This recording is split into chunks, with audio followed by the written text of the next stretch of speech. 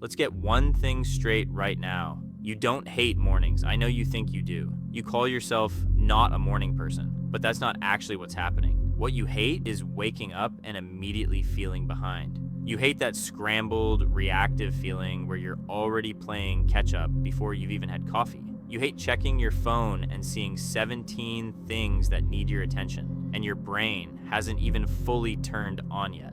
That's what you hate, not mornings themselves. And it's not your alarm clock or that you went to bed late. The real problem is that most of us start our day in pure reaction mode. We wake up, grab the phone, scroll through messages or news or social media, and boom, other people's priorities are now running our brain. We're responding to emails, checking what we missed, seeing what's going on in the world, and our nervous system is already lit up like a Christmas tree. And we wonder why we feel anxious and scattered by 9 a.m. Here's what I'm not going to tell you. You don't need to wake up at 5 a.m. You don't need to take cold showers. You don't need to journal for an hour or do yoga or drink celery juice or any of that stuff. What you need is a morning that doesn't sabotage the rest of your day. That's it. That's the whole goal. The first 10 minutes decide your whole day. Okay, so here's the science part, and I'll keep it simple. When you wake up, your body has this thing called the cortisol awakening response. Basically, cortisol, your stress hormone, spikes naturally in the first 30 to 45 minutes after you wake up. This is normal. This is your body's way of getting you alert and ready to function. But what you do during that window programs your entire day. It sets your focus, your mood, your energy levels. It's like your brain is booting up, and whatever you feed it first becomes the operating system for the day. And what most people do is that they immediately hit their brain with notifications, emails, news, social media, pure stimulation, and dopamine before their system has even stabilized. It's like trying to run before you can walk. Your brain isn't ready for that level of input yet. The principle that changes everything is this: stability before stimulation. Get your system stable first, then you can handle the chaos of the world. Habit 1, wake up without negotiation.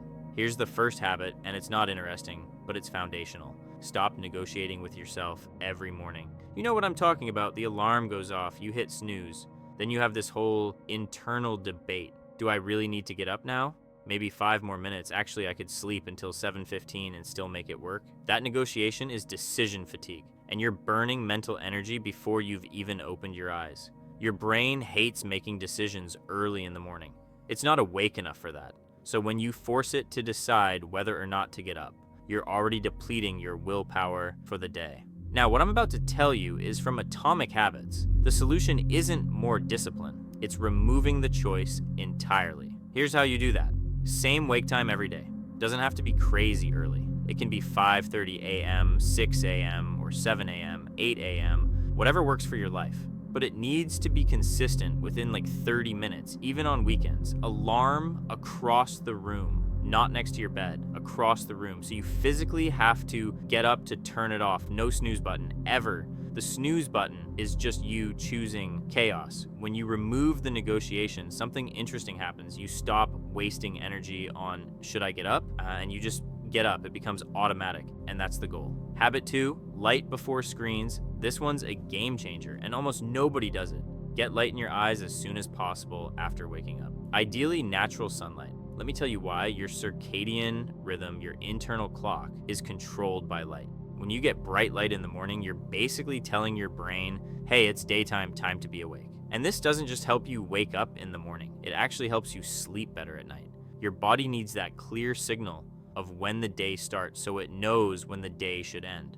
This one habit fixes so many sleep problems without you having to do any complicated sleep optimization stuff. Just get light early and your body figures out the rest. Habit 3, don't start with motivation, start with movement. You don't need a workout, you don't need to go to the gym or do a 30-minute routine or follow some influencer's miracle morning exercise plan. You just need to move your body for like 5 or 6 minutes. When you first wake up, you're in what's called sleep inertia. Your brain is foggy, your body feels heavy, everything's slow. That's normal. Movement breaks you out of that state. It gets blood flowing. Habit number 4, delay dopamine, don't kill it, all right? This is the one everyone struggles with. Dopamine isn't bad. Social media isn't evil. Your phone isn't the enemy. But timing matters. When you check your phone first thing in the morning, Instagram, TikTok, emails, news, whatever, you're hitting your brain with cheap, easy dopamine before it's had a chance to build any baseline stability. And the problem with it is that your brain gets used to that. It starts expecting that hit. So later in the day, when you need to focus on something hard and boring, your brain's like, nah, this sucks. Where's my dopamine? You've basically trained yourself to crave stimulation, and now deep work feels impossible. The solution isn't to become a monk and delete all your apps. It's just to delay them. No social media for the first 30 to 60 minutes after waking up. That's it. Just delay it. Replace it with boring, grounding activities. Make coffee, stretch, look out the window, move around, do something that doesn't light up your reward system. Why does this work? Because you're protecting your focus for later. You're keeping your dopamine baseline stable so that when you sit down to do actual work, your brain isn't already fried from chasing little hits all morning. In the book, Deep Work, Cal Newport says that focus is a limited daily resource. If you burn it early on junk stimulation, you don't get it back.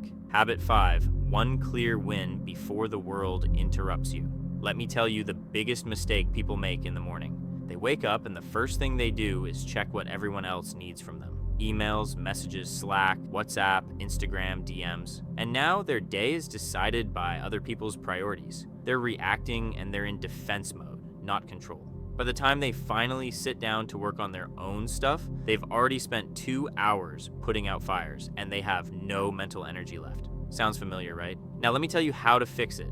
One pre-decided priority. Before you go to bed tonight, ask yourself, what's the one thing I need to do tomorrow? Not 10 things, one. And then first thing in the morning, before you check anything, before you respond to anyone, you do that thing. Even if it's just for 20 or 30 minutes. Maybe it's writing, maybe it's working on a project, maybe it's studying, maybe it's planning your day properly. Doesn't matter what it is. What matters is that you decided it and you do it before the world gets access to your attention. This builds what I call confidence momentum. You get a win early. You did something that mattered to you. And now, even if the rest of the day goes sideways, you already moved your life forward.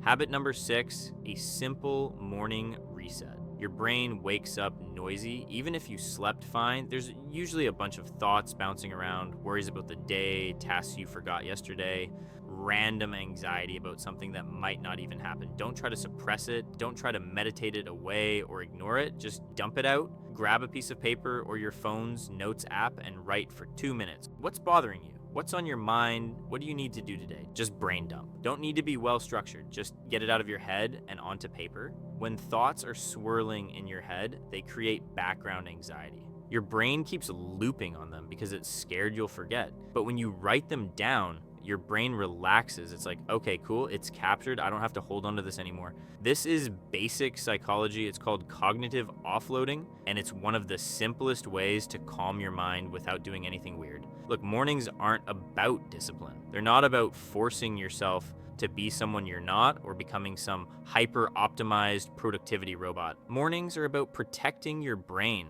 before the world gets access to it. Because once the world has you, once the emails start, once the messages flood in, you're in reaction mode. And it's really hard to get back into control mode after that. Fix your mornings and your days start to fix themselves.